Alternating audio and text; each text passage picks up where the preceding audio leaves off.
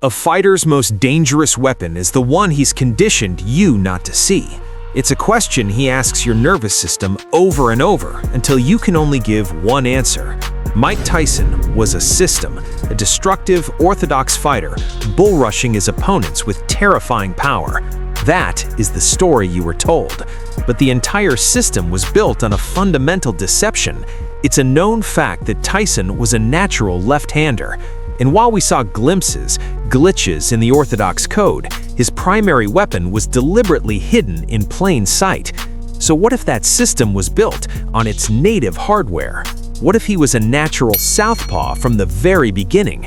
In this video, we're going to break down how a fully southpaw Mike Tyson would have rewired his peekaboo operating system, turning his explosive power into an even greater strategic nightmare.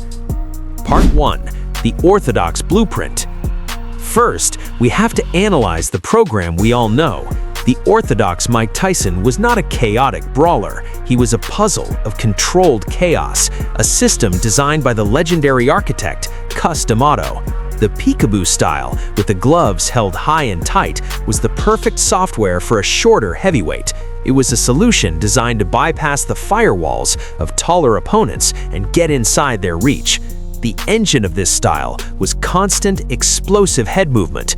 But here's the twist that powered the entire system. D'Amato intentionally coded a natural left-hander to fight orthodox. This was not an accident, it was a deliberate strategy. It turned Tyson's naturally stronger left hand into a weaponized jab in a thunderous lead hook that opponents were conditioned to expect from the front. This unconventional setup was the first layer of deception, but it also laid the foundation for a hypothetical fighter that would have been even more difficult to solve. Part 2. The Glitch in the Code. Throughout his career, Tyson gave us flashes of his southpaw potential. The amateur sees a random stance switch. The strategist sees a subroutine being executed. These weren't frequent, but they were surgically precise. After slipping a punch or forcing an opponent to the ropes, he'd seamlessly shift his feet, landing in a southpaw stance to unleash a right hook or uppercut from an angle the opponent's system wasn't prepared for. Commentators as early as the Trevor Berbick fight noted him turning southpaw to create new opportunities. These glimpses showed a fighter who understood angles on an intuitive level. He wasn't just switching stances, he was running a diagnostic, asking a different question to see if the opponent had an answer. It was a tool in his arsenal from the beginning, used to trap opponents and maintain his inescapable pressure. Part 3. The Southpaw System. So what happens when we install the peekaboo operating system onto its native southpaw hardware? The core principles remain, but the application is flipped, creating an absolute nightmare for the mostly orthodox programming of the heavyweight division.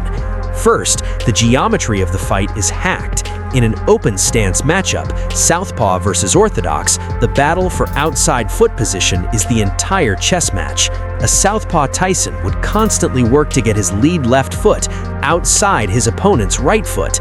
This immediately gives him a dominant angle for his jab, and more terrifyingly, a clear lane for his power hand, now his rear right.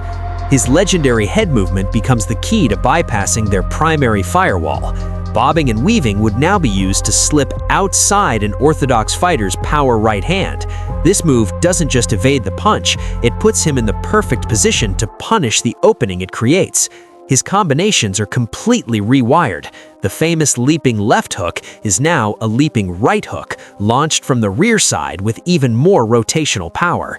His lead left hand, his natural power hand, is now a brutal, punishing jab and a lead hook that would snap an opponent's head back with knockout force, all from a position they are not used to defending. Which combination do you think becomes the new devastating command in this southpaw system? Let's build some theories in the comments, and if you're here to learn the chess match of combat, not just the punches, you know you belong here. Hit that subscribe button. Part 4. A New World of Domination. Now, let's run the simulation. Let's place this recoded Tyson into his biggest fights. Against taller, rangy fighters like Trevor Berbick or Larry Holmes, the game changes entirely.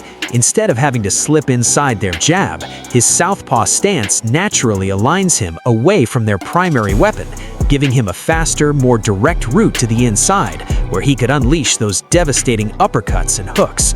Against a mobile fighter like Michael Spinks, whose entire system was based on circling away to his right, a southpaw Tyson would have been a cage. By controlling the lead foot position, Tyson could have cut off that escape route with brutal efficiency, pinning Spinks against the ropes, where his defensive options would shrink to zero.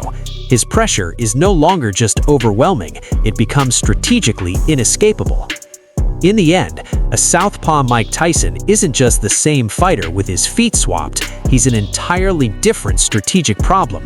The orthodox Tyson we knew was a system that became one of the greatest heavyweights of all time, but the southpaw version, the one running on its native hardware, would have amplified his natural strengths in a way opponents would be completely unprepared for. The angles are different, the power punches come from unexpected vectors, the most fearsome fighter on the planet becomes a ghost in the machine, an unsolvable, terrifying puzzle. What do you think? Would a southpaw Tyson have been even greater? Drop your fantasy matchups in the comments, and don't forget to like and subscribe for more boxing what-ifs.